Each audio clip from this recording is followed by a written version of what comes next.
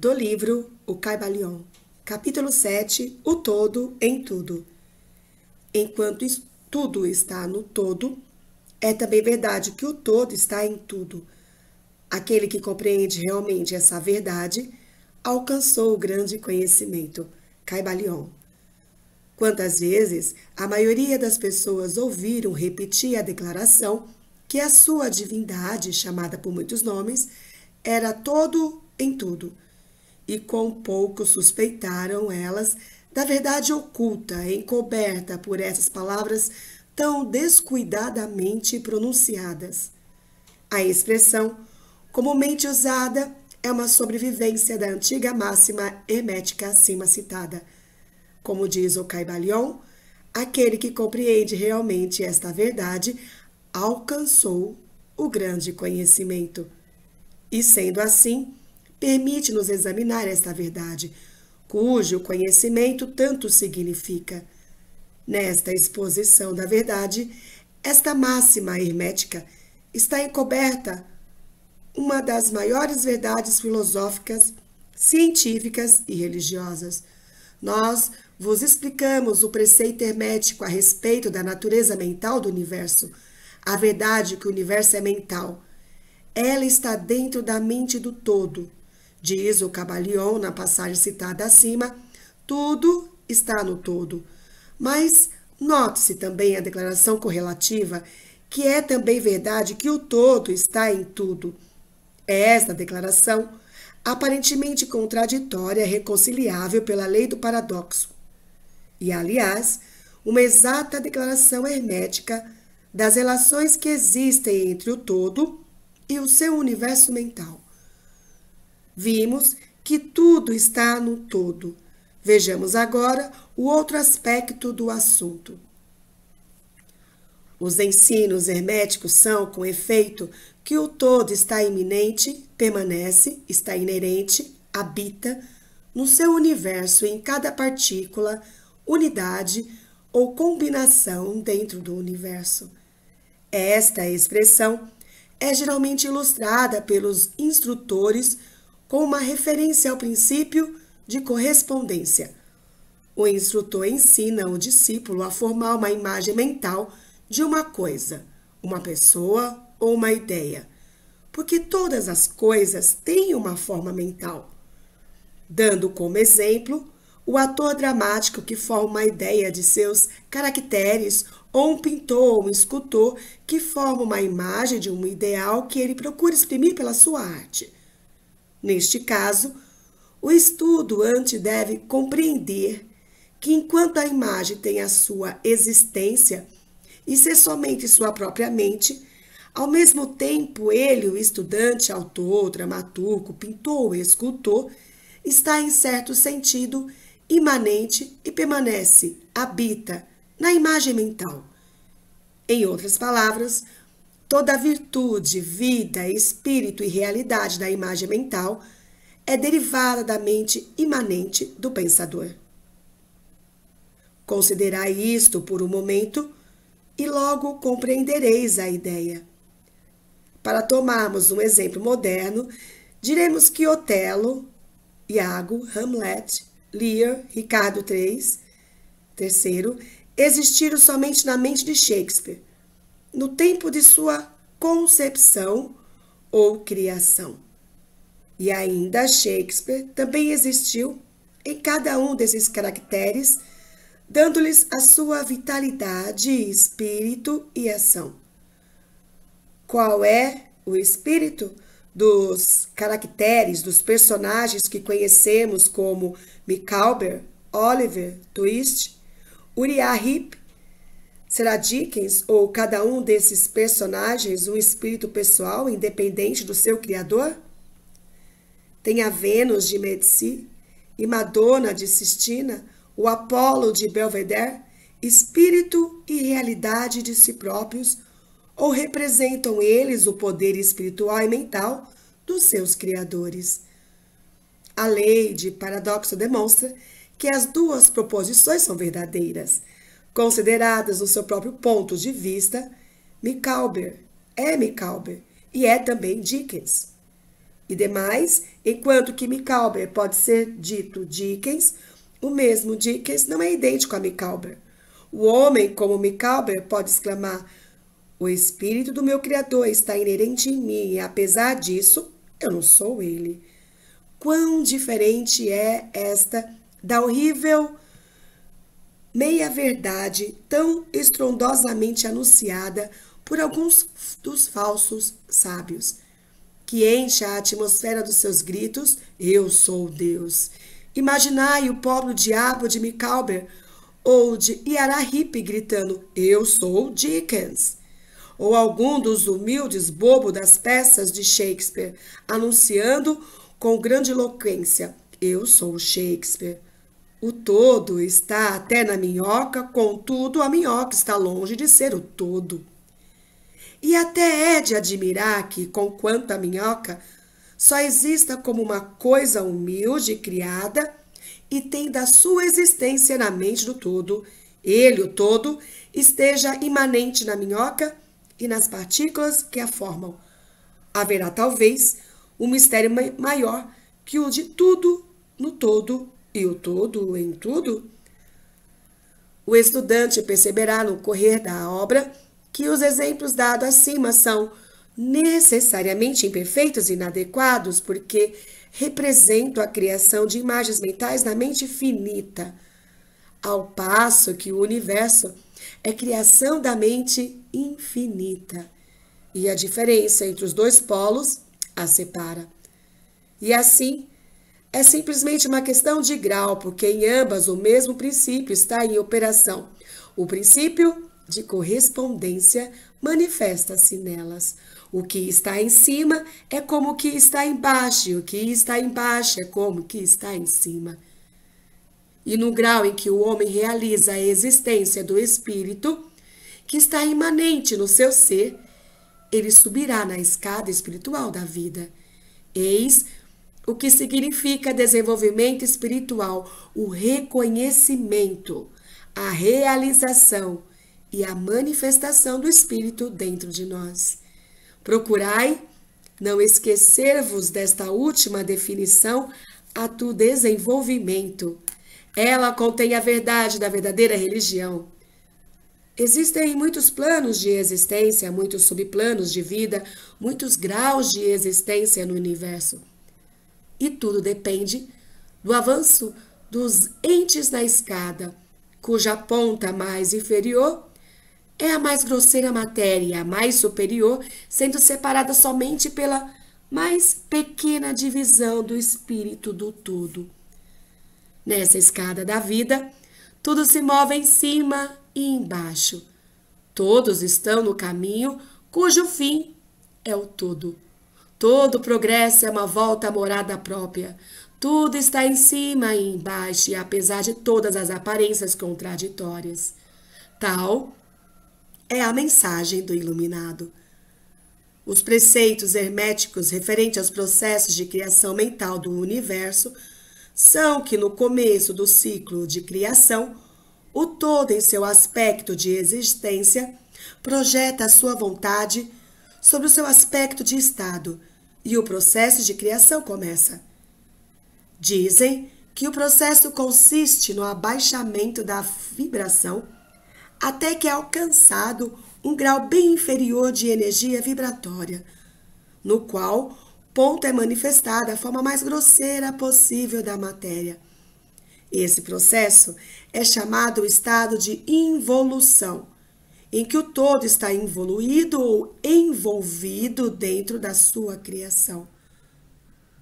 Este processo é considerado pelos hermetistas como tendo correspondência com o processo mental de um artista, escritor ou inventor que também fica envolvido na sua criação mental, como quase esquecendo a sua própria existência e, por algum tempo, quase vive na sua criação.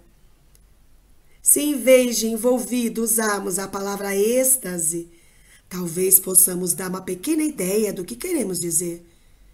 Este estado involutivo da criação é muitas vezes chamado de efusão da energia divina, como estado evolutivo e chamado de infusão, O polo extremo do processo de criação é considerado como sendo mais afastado, movido pelo todo, enquanto que o princípio do estado evolutivo é considerado como o princípio da volta do pêndulo do ritmo, sendo expressa em todos os ensinos herméticos uma ideia de volta a casa. Os preceitos são que durante a elusão, as vibrações tornam-se cada vez mais inferiores, até que finalmente a restringência cessa e as vibrações de volta começam. Mas há uma diferença. Ao passo que na elusão as forças criadoras manifestam-se compactamente, e como um todo no começo do estado evolutivo de infusão é manifestada a lei de individualização, que é a tendência a separar em unidades de força, até que finalmente aquilo que se separou do todo como energia não individualizada, volte à sua fonte como unidade de vida altamente desenvolvida, tendo subido de mais a mais na escada por meio da evolução física, mental e espiritual. Os antigos hermetistas usam a palavra meditação ao descrever o processo da criação mental do universo na mente do todo. A palavra contemplação, sendo também frequentemente empregada, mas a ideia entendida parece ser a do emprego da atenção divina. A atenção é uma palavra derivada de um verbo latino que significa estender-se, desdobrar-se, e também o ato de atenção é realmente um desdobramento mental, uma extensão da energia mental, de modo que a ideia interior é facilmente compreendida quando examinamos o significado real da atenção. Os ensinos herméticos a respeito do processo de evolução são que os que, tendo meditado no princípio da criação, tendo estabelecido então os fundamentos materiais do universo, tendo pensado na sua existência, gradualmente desperta da sua meditação e assim começa a manifestar o processo de evolução nos planos material, mental e espiritual, sucessivamente em ordem. Então, o movimento de ascensão começa e tudo começa a mover-se para a mansão espiritual. A matéria torna-se menos grosseira, as unidades nascem à existência, as combinações começam a formar-se, a vida aparece e manifesta-se em formas cada vez mais elevadas, e a mente torna-se cada vez mais evidente, as vibrações sendo constantemente mais elevadas. Em resumo, o total da evolução em todas as suas fases começa e procede de acordo com as leis estabelecidas do processo de infusão. Todos ocupam eons e eons do tempo do homem, cada eon contendo muitos milhões de anos. Porém, como diz o iluminado, a criação inteira, incluindo a involução e a evolução de um universo, é para o todo, simplesmente como um piscar de olhos. No fim dos inúmeros ciclos de eons de tempo, o todo retira sua atenção, sua contemplação e meditação do universo, porque a grande obra está acabada e tudo está retirado do todo de que provém.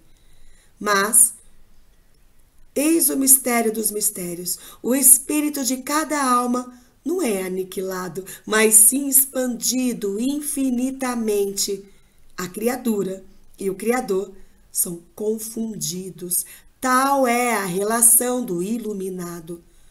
A precedente ilustração da meditação e do subsequente despertamento da meditação do todo é mais um esforço dos instrutores para descrever o processo infinito por um exemplo finito. E ainda, o que está em cima é como o que está embaixo. e o que está embaixo é como está em cima. A diferença é somente em grau.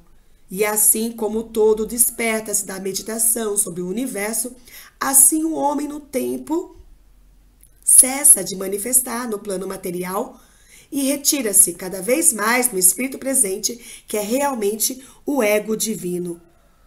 Há um assunto maior de que desejamos falar-vos nesta lição, e que nos levaria imediatamente a uma invasão do campo de especulação metafísica.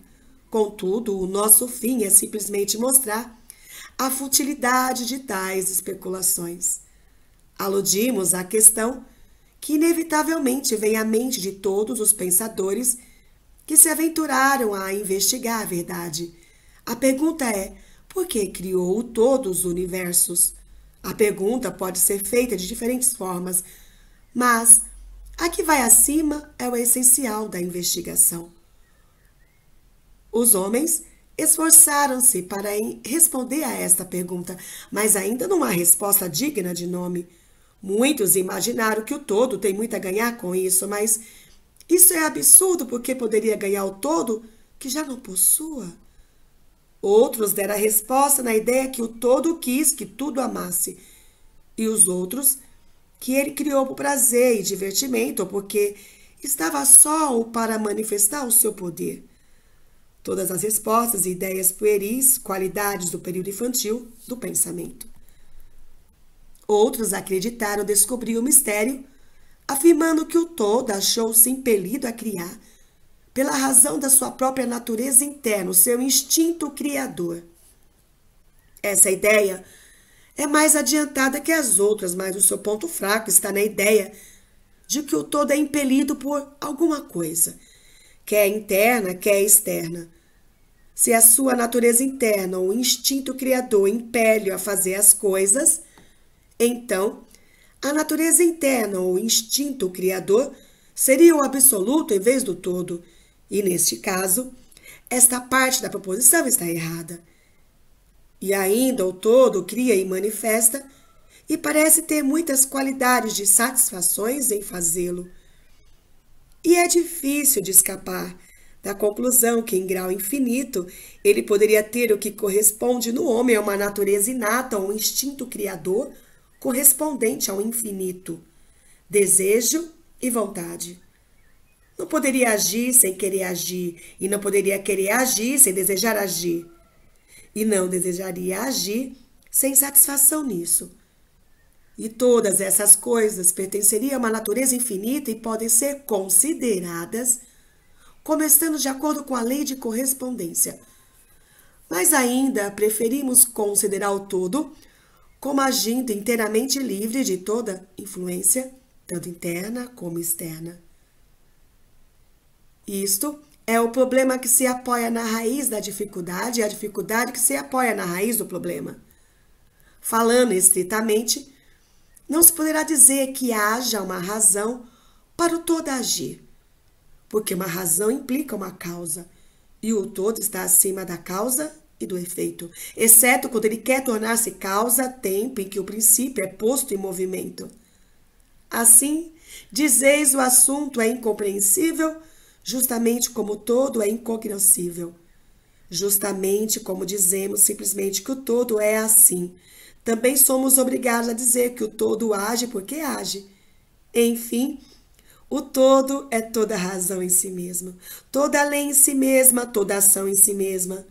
E pode-se dizer que, em verdade, o todo é a sua própria razão, a sua própria lei, a sua própria ação, ou que o todo, a sua razão, a sua ação, a sua lei, são um, com todos estes nomes sendo de uma só coisa.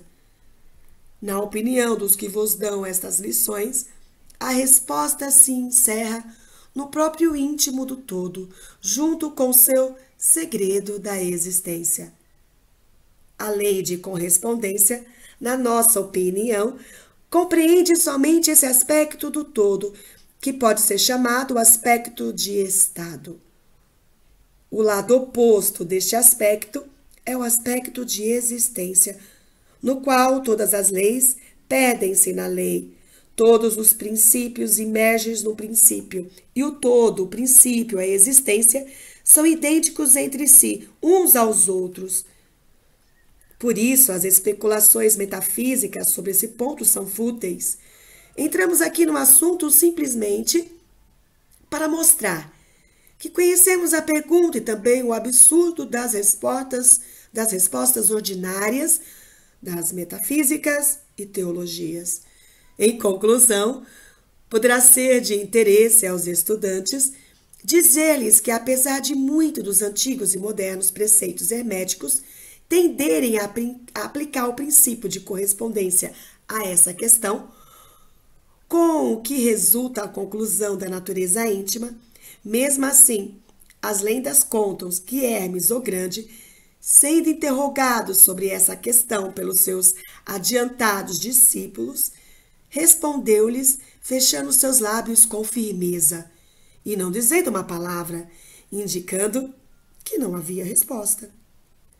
Mas então, ele podia ter entendido de aplicar o axioma da sua filosofia que diz: os lábios da sabedoria estão fechados, exceto aos ouvidos do entendimento, significando que ainda os seus discípulos adiantados não possuíam o entendimento que habitava ao preceito.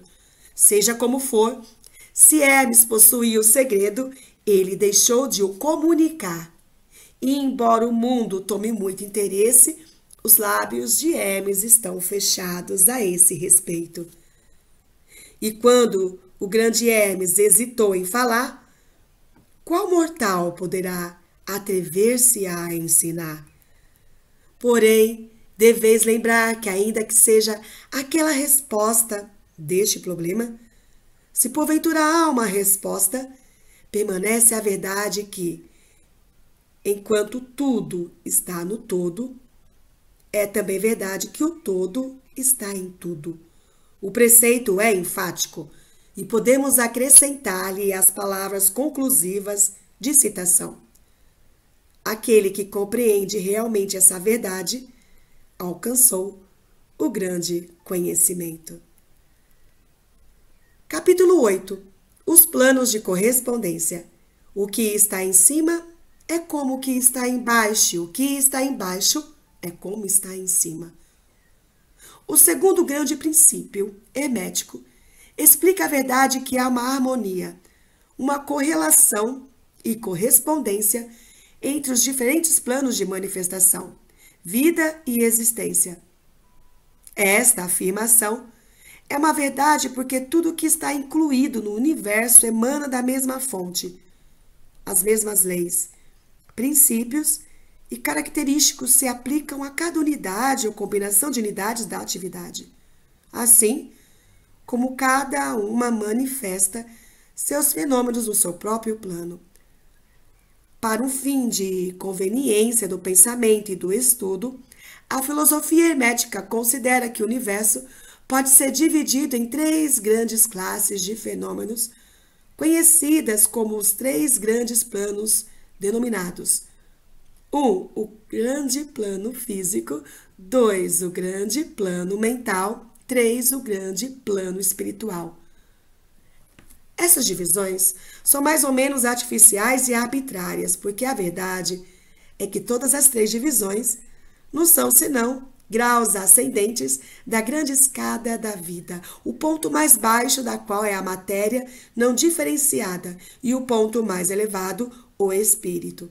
E, aliás, os diversos planos penetram uns nos outros e assim está esta não sólida e exata divisão pode ser colocada entre os mais elevados fenômenos do plano físico, o mais inferior do plano mental, ou entre o mais elevado do mental e os mais baixos do físico.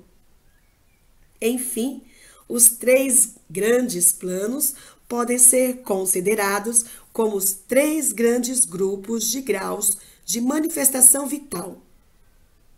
Apesar do fim deste pequeno livro, não nos permite entrarmos em extensa discussão ou explicação do objeto destes diferentes planos. Contudo, pensamos ser bom dar aqui uma descrição geral dos mesmos. A princípio, devemos considerar bem a pergunta tantas vezes feita pelo neófito, que deseja ser informado a respeito do significado da palavra plano, termo que tem sido muito usado e pouco explicado em muitas obras de ocultismo. A pergunta é geralmente expressa assim: é um plano, um lugar tendo dimensões, ou é simplesmente uma condição ou um estado? Respondemos: não, não é um lugar, nem uma dimensão ordinária do espaço. É ainda mais que um estado ou uma condição, e apesar disso, o estado ou a condição é um grau de dimensão em escala sujeita à medida. Um tanto paradoxal, não é verdade? Porém, examinamos a matéria. Uma dimensão, vós o sabeis, é uma medição em linha reta em relação à medida, etc. As dimensões ordinárias do espaço são comprimento, largura e altura, ou talvez comprimento, largura e altura, espessura ou circunferência. Há uma outra dimensão das coisas criadas, ou medida em linha reta, conhecida pelos ocultistas, como também por cientistas, apesar destas últimas não a chamarem como termo dimensão. E essa nova dimensão, que futuramente será a mais investigada como quarta dimensão, é a marca usada na determinação dos graus ou planos. Esta quarta dimensão pode ser chamada a dimensão da vibração. Este é um fato bem conhecido para a moderna ciência, como para os hermetistas, que estabeleceram a verdade no seu terceiro princípio hermético, que tudo se move, tudo vibra, nada está parado. Desde as manifestações mais elevadas até as mais baixas, todas as coisas vibram. Não somente elas vibram em diferentes coeficientes de movimento, mas também em diversas direções e de diferentes maneiras. Os graus de coeficiência das vibrações constituem os graus de meditação na escala de vibrações, ou, em outras palavras, os graus da quarta dimensão. E estes graus formam o que os ocultistas chamam planos. O mais elevado grau de vibração constitui o plano mais elevado e mais elevada manifestação da vida que ocupa este plano. Assim, apesar de um plano não ser um lugar, nem ainda um estado ou uma condição, ele possui as qualidades de ambos. Desejaríamos dizer mais sobre o assunto da escala das vibrações nas nossas próximas lições, em que consideraremos o princípio hermético da vibração. Deveis lembrar-vos agora que os três grandes planos não são as divisões atuais dos fenômenos do universo, mas simplesmente termos arbitrários empregados pelos hermetistas para facilitar o pensamento e o estudo dos vários graus e formas da atividade da vida universal. O átomo de matéria, a unidade de força, a mente do homem e a existência do arcanjo são graus de uma escala. E fundamentalmente a mesma coisa, a diferença sendo simplesmente uma questão de grau e coeficiência de vibração. Todas são criações do todo e só têm sua existência na infinita mente do todo. Os hermetistas subdividem cada um desses três grandes planos em 7 planos menores, e cada um destes são também subdivididos em 7 subplanos, todas as divisões sendo mais ou menos arbitrárias, penetrando uma nas outras e adotadas somente pela conveniência do estudo científico e para a ideia. O grande plano físico, com os seus 7 planos menores, é a divisão dos fenômenos do universo, que inclui todos os que são relativos às coisas, forças e manifestações físicas ou mentais. Inclui todas as formas do que chamamos matéria e todas as formas do que chamamos energia ou força. Deveis saber, porém, que a filosofia hermética não reconhece a matéria como uma coisa em si ou como tendo uma existência separada na mente do todo. Os ensinamentos são que a matéria é antes uma forma de energia, ela é energia num coeficiente inferior de vibrações de certa espécie. E de acordo com isso, os hermetistas classificam a matéria como a extremidade inferior da energia e dão-lhe 3 dos 7 planos menores do grande plano físico. Estes 7 menores planos físicos são os seguintes: 1. O plano da matéria. 2. O plano da matéria B. 3. O plano da matéria C. 4. O plano da substância etérea. 5. O plano da energia A. 6. O plano da energia B. E 7. O plano da energia C. O plano da matéria A, o primeiro, compreende as formas da matéria em suas formas de sólidos, líquidos e gasosos, como geralmente reconhece os livros dos físicos. O plano da matéria P corresponde a certas formas mais elevadas e mais sutis da matéria, cuja existência a ciência moderna está reconhecendo agora, os fenômenos da matéria radiante nas suas fases de rádio, etc., que contém a subdivisão inferior deste plano menor. O plano da matéria C compreende as formas de matéria mais sutil e tênue, cuja existência não é suspeitada pelos cientistas ordinários.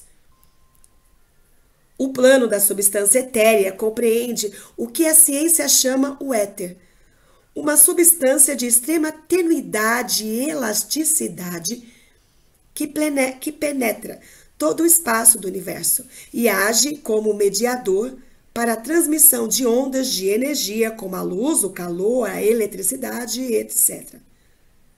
Essa substância etérea forma um elo de relação entre a matéria, assim chamada, e a energia e participa da natureza de ambas. Os preceitos herméticos, contudo, ensinam que este plano tem 7 subdivisões, como tem todos os planos menores, e com efeito, existem 7 éteres, em vez de um só. Imediatamente acima do plano de substância etérea está o plano da energia, que compreende as formas ordinárias da energia conhecida pela ciência, sendo respectivamente estes 7 subplanos: o calor, a luz, o magnetismo, a eletricidade e a atração, incluindo a gravitação, a coesão, a afinidade química, etc. E várias outras formas de energia indicada pela experiência científica, mas ainda não classificadas. O plano de energia B compreende 7 subplanos de formas elevadas da energia, ainda não descoberta pela ciência, mas que têm sido apelidadas as forças mais sutis da natureza e que são consideradas em ação nas manifestações de certas formas de fenômenos mentais e pelas quais tais fenômenos são possíveis. O plano da energia C compreende 7 subplanos de energia tão elevadamente organizados que eles contêm muitas características da vida, mas que não é reconhecida pela mente dos homens no plano ordinário de desenvolvimento, sendo útil só o uso dos entes do plano espiritual. Tal energia nem é sonhada pelo homem ordinário e pode ser considerada quase como a força divina. Os entes que a empregam são como deuses comparados com os mais elevados tipos humanos conhecidos por nós. O grande plano mental compreende as formas de pensamentos viventes conhecidas por nós na vida ordinária, bem como certas outras formas só bem conhecidas dos ocultistas. A classificação dos 7 menores planos mentais é mais ou menos satisfatória e arbitrária, se não for acompanhada por esmeradas explicações que estão fora do fim desta obra particular. Contudo, vamos mencioná-las. Eles são os seguintes: 1. O plano da mente mineral. 2. O plano da mente elemental A. 3. O plano da mente vegetal. 4. O plano da mente elemental B. 5. O plano da mente animal. 6. O plano da mente elemental. 7. O plano da mente hominal. O plano da mente mineral compreende os estados ou as condições das unidades, entidades ou grupos e combinações das mesmas, que animam as formas conhecidas por nós como minerais, químicos, etc. Estas entidades não podem ser confundidas com as moléculas, os átomos e os corpúsculos, que são simplesmente ou corpos ou as formas materiais destas entidades. Assim como o corpo de um homem é a sua forma material e não ele mesmo, estas entidades podem ser chamadas espíritos em certo sentido e seres viventes de um grau inferior de desenvolvimento, vida e mente, exatamente um pouco maior que as unidades de energia vivente que compreende as mais elevadas subdivisões do mais elevado plano físico. A mente média não quer geralmente atribuir a possessão da mente, espírito ou vida ao reino mineral, mas todos os ocultistas reconhecem a existência dela, e a ciência moderna move-se rapidamente para o ponto de vista do hermetismo a respeito deste assunto. As moléculas, os átomos, os corpúsculos têm seus amores e ódios, suas dessemelhanças e semelhanças, atrações e repulsões, afinidades e desafinidades, etc. E muitas das mais intrépidas mentes de ciência moderna expressam a opinião que o desejo e a vontade, as emoções e sentimento dos átomos simplesmente diferem em grau do que os homens têm. Não temos espaço para argumentar sobre esse assunto. Todos os ocultistas conhecem isto, e outros se referiram às diversas obras científicas mais recentes para corroboração exterior. Estas são as 7 subdivisões usuais deste plano. O plano da mente elemental A compreende o estado ou a condição e grau de desenvolvimento mental e vital de uma classe de entidades desconhecidas ao homem médio, mas reconhecidas pelos ocultistas. Elas são invisíveis aos sentidos ordinários do homem, mas não obstante existem e têm a sua parte do drama do universo. O seu grau de inteligência está entre o das entidades minerais e químicas de um lado e das entidades do reino vegetal do outro. Também neste plano há 7 subdivisões. O plano da mente vegetal, em suas 7 subdivisões, compreende os estados ou as condições das entidades contidas nos reinos do mundo vegetal. Os fenômenos vitais e mentais que as pessoas de inteligência média justamente bem compreendem, tendo sido publicadas na última década muitas obras novas e interessantes sobre a mente e a vida nas plantas. As plantas têm vida, mente e espírito, tão bem como os animais, o homem e o super-homem. O plano da mente elemental B, nas suas 7 subdivisões, compreende os estados e as condições de uma forma mais elevada das entidades elementais ou invisíveis, tendo a sua parte na obra geral do universo, cuja mente e vida forma uma parte de cada, entre o plano da mente vegetal e o plano da mente animal, as entidades participando da natureza de ambos. O plano da mente animal, nas suas 7 subdivisões, compreende os estados e as condições de entidades, entes ou espíritos que animam as formas animais da vida, familiares a nós todos. Não é necessário entrar em detalhes a respeito deste reino ou plano de vida, porque o mundo animal nos é tão familiar como o nosso próprio. O plano da mente elemental C, nas suas 7 subdivisões, compreende as entidades ou entes invisíveis, como são todas as formas elementais, que participam da natureza da vida animal e da humana em certo grau e certas combinações. As formas mais elevadas são meio-humanas em inteligência. O plano da mente humana, nas suas 7 subdivisões, compreende as manifestações da vida e da mentalidade que são comuns ao homem nos seus vários graus e divisões. Nesta relação, sabemos que o homem médio atual ocupa a 4ª subdivisão no plano da mente humana. E somente o mais inteligente cruzou as fronteiras da 5ª subdivisão. A raça gastou milhões de anos para alcançar esta posição. E serão necessários muito mais anos para que ela passe a 6ª e a 7ª subdivisões e vá além delas. Mas lembrai-vos que existiram raças antes de nós que passaram por esses degraus e nos planos mais elevados. A nossa própria raça é a 5ª, com restos da 4ª, que pôs os pés no caminho.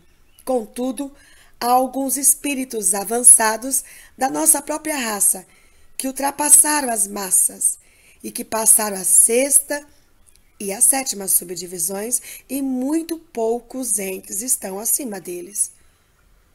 O homem da 6ª subdivisão será o super-homem e o da 7ª, o homem de cima. Na nossa consideração dos 7 planos mentais menores, não nos referimos aos 3 planos elementais em sentido geral. Não queremos entrar em detalhes sobre este assunto, porque esta obra limita-se a tratar da filosofia e dos preceitos em geral. Mas podemos dizer-vos mais, com o fim de dar-vos uma pequena ideia mais clara das relações desses planos aos mais familiares deles. Os planos elementais têm a mesma relação com os planos da mentalidade da vida mineral, vegetal, animal e hominal. Como as claves pretas do piano têm para com as claves brancas. As claves brancas são suficientes para produzir a música mais a certas escalas, melodias e harmonias em que as claves pretas têm a sua parte, em que a sua presença é necessária. São necessários também como elos de união da condição do espírito. São entidades e estados, entre os outros diversos planos, certas formas de desenvolvimento, podendo ser atingidas nele. Este último resultado, dando ao leitor que pode ter entre as linhas uma nova luz sobre o processo de evolução e uma nova chave da porta secreta dos lábios da vida entre um reino e o outro. Os grandes reinos dos elementais são muito reconhecidos por todos os ocultistas, e os escritos esotéricos estão cheios de menção deles. Os leitores de Zanoni, de Bauer-Lytton e outras obras semelhantes poderão reconhecer as entidades que habitam estes planos de vida. Passando do grande plano mental ao grande plano espiritual, que poderemos dizer?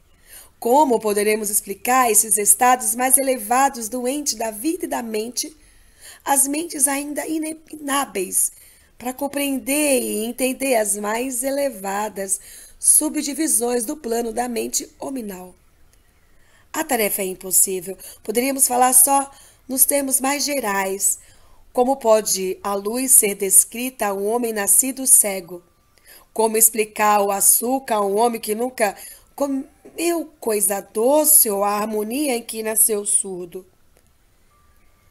Tudo o que podemos dizer é que os 7 planos menores do grande plano espiritual, cada plano menor tendo suas 7 subdivisões, compreende os entes que possuem a vida, a mente e a forma acima do homem atual, como a deste último é acima do verme terrestre, do mineral ainda de certas formas de energia ou matéria.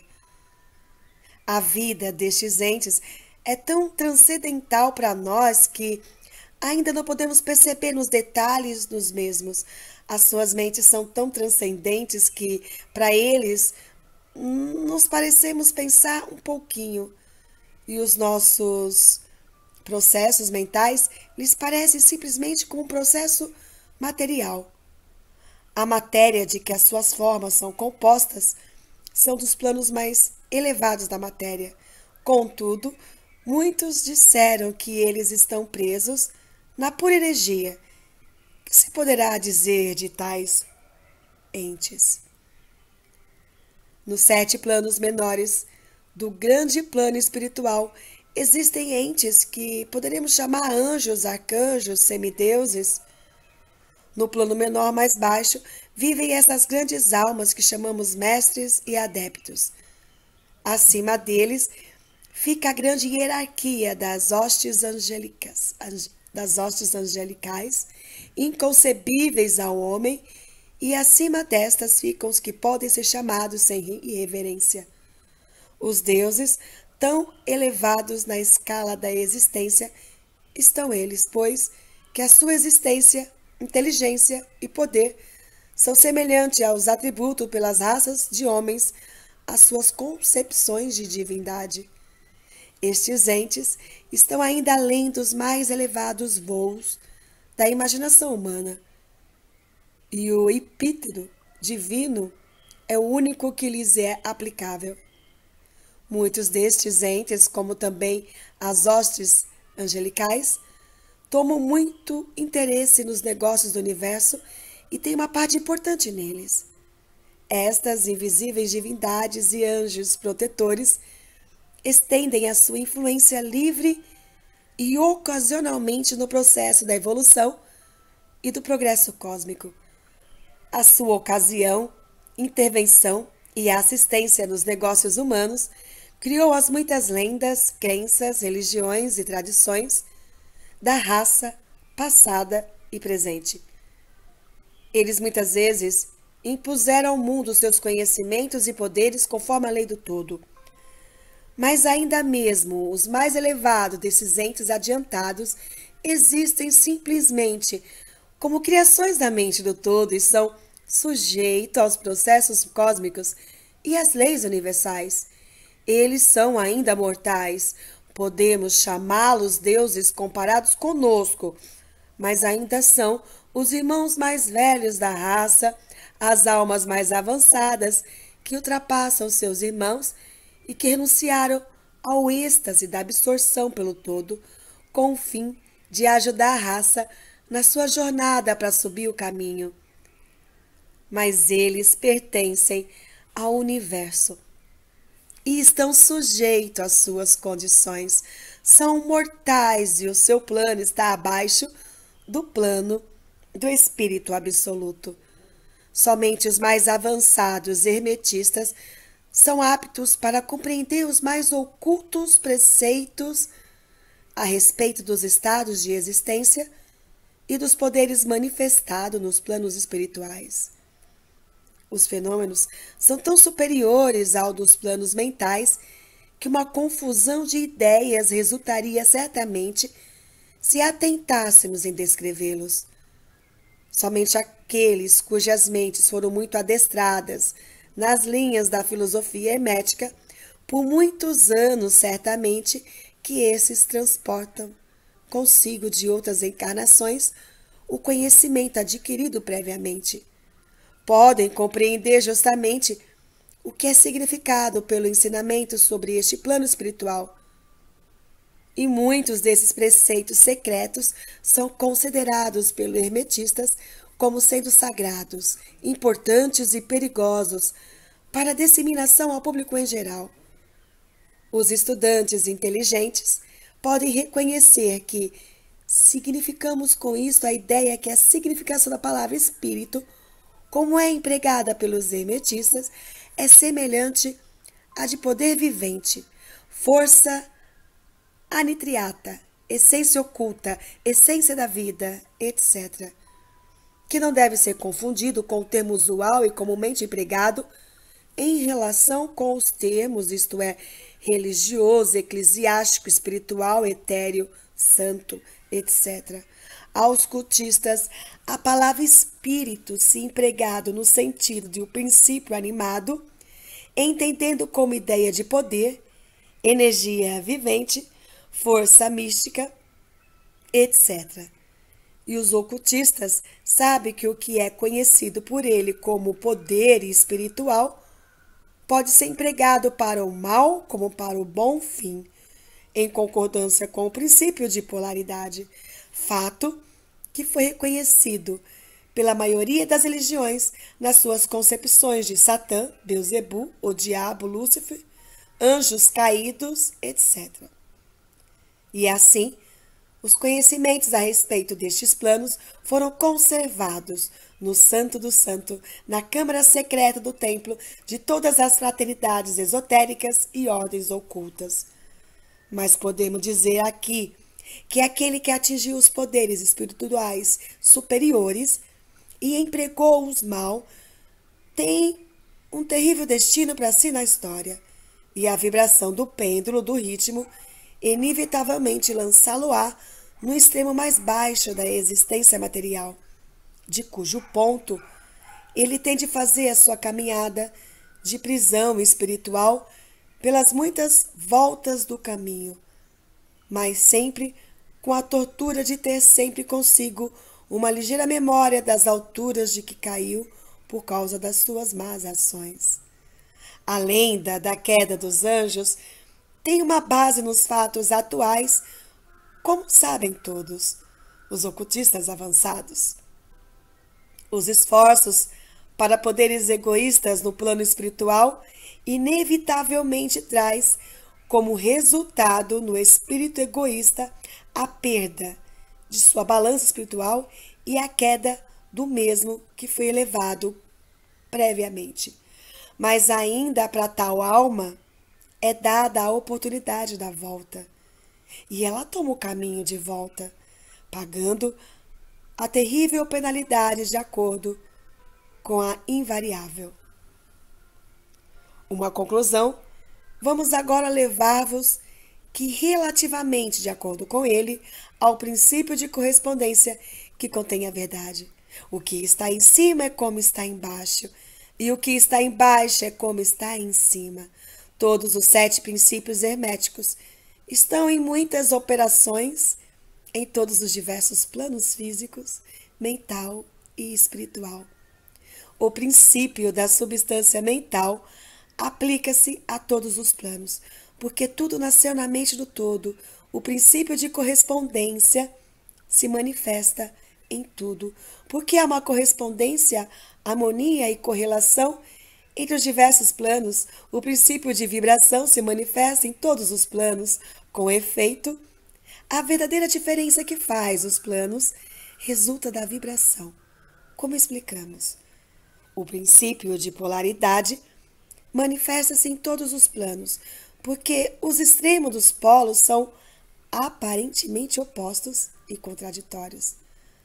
O princípio de ritmo manifesta-se em todos os planos. O movimento dos fenômenos tendo seu fluxo e refluxo, a sua alta e baixa. O princípio da causa e efeito se manifesta em todos os planos, cada efeito tendo a sua causa e cada causa tendo o seu efeito.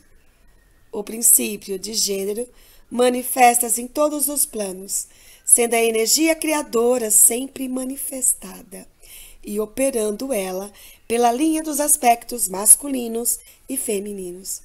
O que está em cima é como o que está embaixo, e o que está embaixo é como está em cima. Este axioma hermético de centenas de anos compreende um dos grandes princípios dos fenômenos universais. Como procedemos com as nossas considerações dos princípios permanentes? Vamos ter ainda mais claramente a verdade da natureza universal deste grande princípio de correspondência. E abrindo aspas, para compreender esse plano da correspondência, nada melhor do que a imagem da árvore da vida com a sua grande copa e suas raízes em proporcional tamanho ambas. Você quer conhecer o tamanho das raízes de uma árvore? Observe a sua copa. Como está em cima é como está embaixo.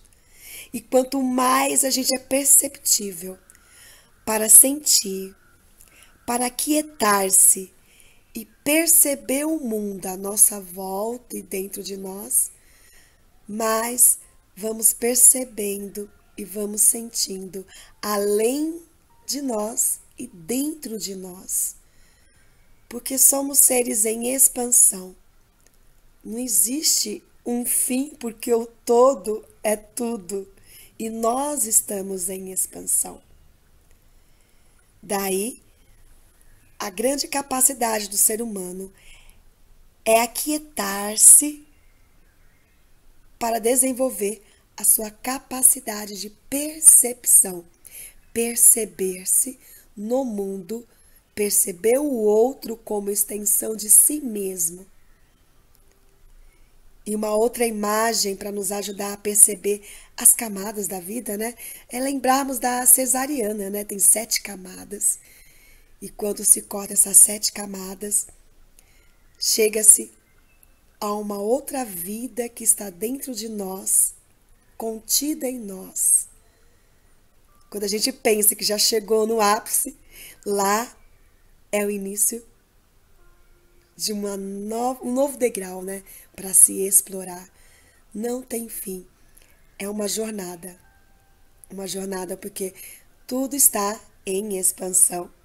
Até a próxima parte do Caibalion.